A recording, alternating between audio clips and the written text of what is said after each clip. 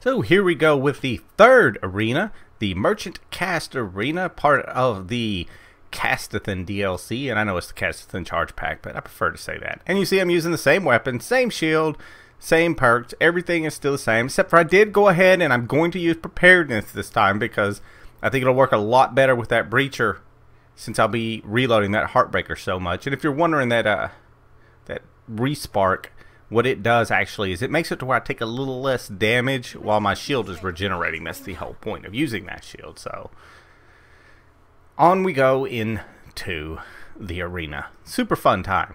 It's always fun when you're going for gold. When you know when you don't have anything to do and you're just going in there, it's great. When you know you're going in there for a specific reason, it's not as much fun. Not when you've done all the arenas a gazillion times at this point. And that I have done. I have done them way too many times. So this one is going to be slower. There's not going to be as many enemies and a lower score value to get to gold. So the Emine Liro is made up of the merchant class. The greed and nepotism of these people knows no bounds. Show the thorn that you will defend the disenfranchised.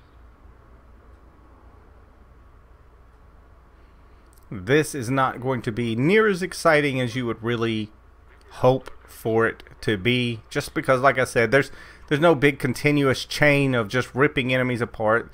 This is when it says lower score to get gold, that means you're going to have less enemies to shoot at. They're going to be further apart. Your modifier, see, I get up to 3 and there's no enemy within 1,000 miles. I mean, you could try to wait for everything to get closer together, but that's really just not going to work so well. Now, the thing I always find interesting here is these guys have no armor plates, which to me is really strange that they don't. Everything has armor plates. I do not really understand why these guys do. Or it might be, I don't know, threat level is at 3, so you would still expect to see some armor plates, but for some reason the Blitzers just didn't. And I wasn't going to complain. That's why you see me going around with the Breacher now. There's no armor plates, so we can just get full damage value out of this since we don't have to worry about them taking a reduction. And this is the slow point right here, because you're dealing with these shield guys and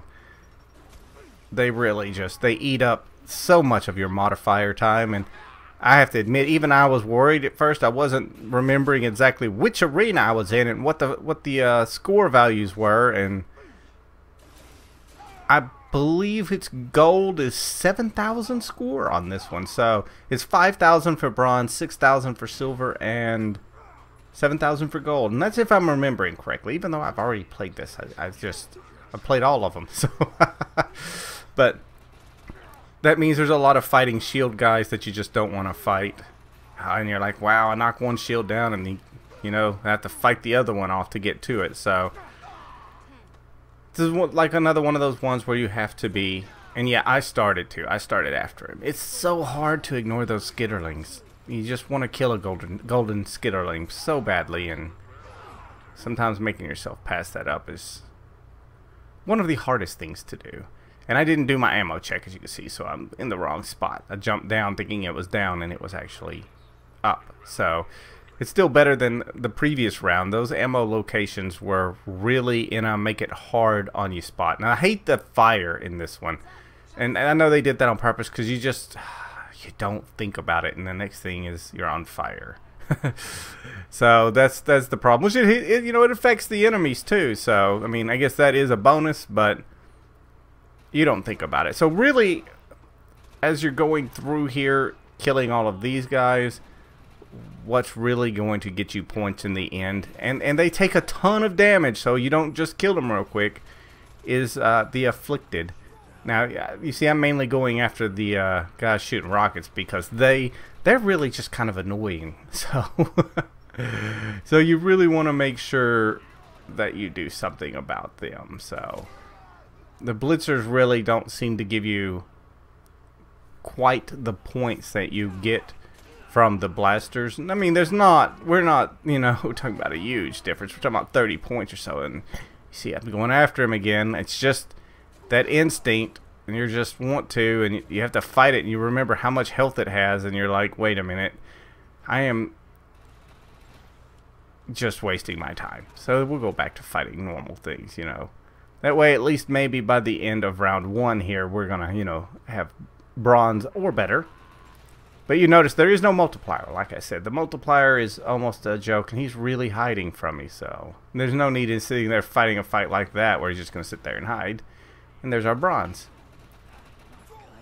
And you see, by the time I kill the next guy, there's almost never a modifier. The rare modifier that you do manage to get when they're all together is not a lot. And it's a lot right there, the rioters. And yeah, back into the fire, and as soon as I see something, there's, you know, oh. And that's why I take out the rocket guys as much as I do. You see how they're just hammering me right there. So it kind of makes it easier if you make sure you kill them and try to make sure I got the points off of him. So round 2 to come up. And you see it's 6,999. So technically, I guess it was 7,000. I must have been thinking wrong. 7,000 technically to get to silver, which, I mean, when you get 6,400 and you're only 500 away from silver after the first round, that tells you how well it's going to be. And as I've said in previous videos, you use a bio weapon. Whatever it is you want to use, make sure it's bio. I promise you it will make your life so much easier, and the points will come so much better using bio compared to some of the other things. I mean, you're going to have to try to stay alive, which just kind of requires movement to an extent. I mean, you've already seen it. I'll go down. I mean, going down isn't the end of the world. As long as you can keep your points, you know, decent, it's not the end of the world. And this particular arena, you see the modifier isn't super important, and there we are. So it's 10,000 for our gold, and we are well on our way there. And you really have to watch out, though. The afflicted, wow, the amount of damage they do, and I thought I was out of that fire. The damage they do is just absolutely ridiculous, because they do a crap ton of melee damage. So, oh, you thought you were gonna hit me with that rocket. But the afflicted are also, because of the way they move and everything, see, I just had to punch him because he just wouldn't stop. But the afflicted are kind of what helps you too to get going in this one, because they actually group up on you, which is good and bad. If you let them sit there and just lay into you, it's bad because of how much damage they do. Plus, I've got multiple shotgunners coming at me right there. So, but that grouping up, especially, you see, I'm kind of spreading it out a little bit, trying to do a little damage here, a little damage there. And there's that freaking lag spike, so. And more fire. And then shotgun. How did he even shotgun me right there? So yeah, if you get frustrated, trust me, when you're doing these, I get frustrated too. So sometimes you're just like, wait, how? How is that even possible? But, and look at this. The round is complete. There we go. So this isn't going to be it. There's going to be points where the enemies don't. There you go. Look at her. I have enemies. So, you know what? The score does count. So, while I may not be going to get ammo right this minute, I am getting points. So, look at there.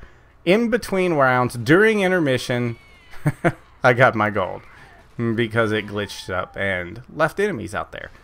I guess at least it was nice enough for those enemies to give me points too, because it would be fairly frustrating if they didn't. So, but like I said, you're still killing stuff. You're just not going to get super high modifiers. And that was at round 3, technically. Technically, it would have been at the very beginning of round 3 if it hadn't glitched right there that I actually got my gold. So, and all I'm doing is killing and moving. Sitting still is not your friend.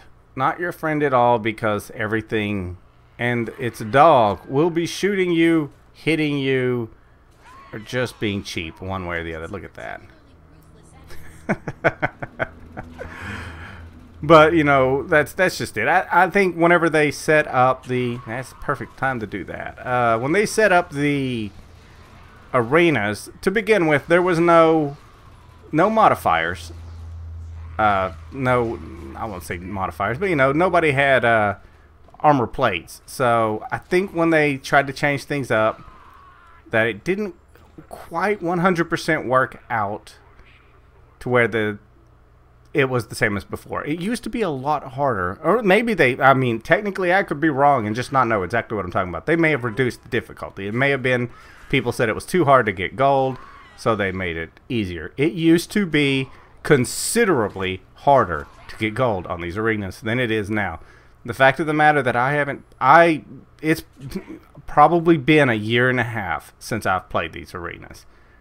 I am pretty darn sure it's been a minimum of a year and a half since I've played these arenas, and I can hop right into them and get gold right off the bat. When I remember that I would play through them several times a piece sometimes trying to make sure I got gold.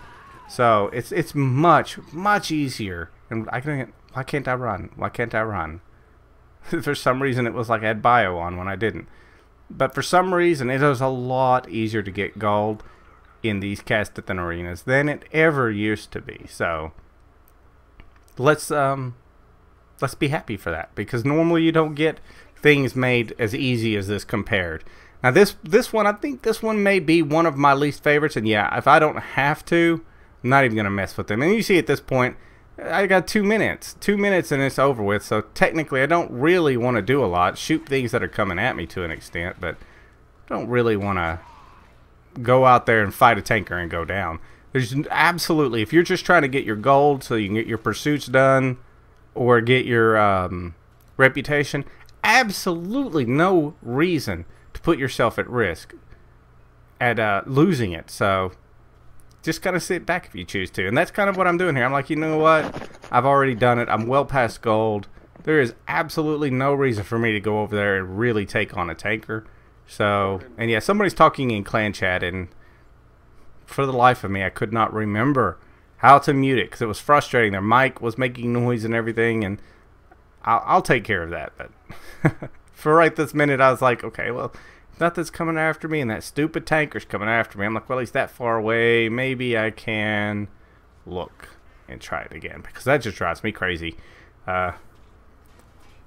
I'd have turned clan chat off ahead of time if I'd have done that. That's one of the bad things, and you don't think about it, is you're stuck in clan chat if you're in these. So, yep, see, that's cost me. My frustration and determination to not have to listen to somebody's mic making noise made me go down in the end, because I was not ready for that to happen like that. And yeah, I'm on purposely staying down. I got 17 seconds here. There was no reason for me to rush getting up. Just wait until it's a little bit closer to time, get up, and get going then. So that's what I'm doing. I'm just going to hide over here, and in between rounds I will shut that down. And there you are. Another gold, first run. I will catch you guys later.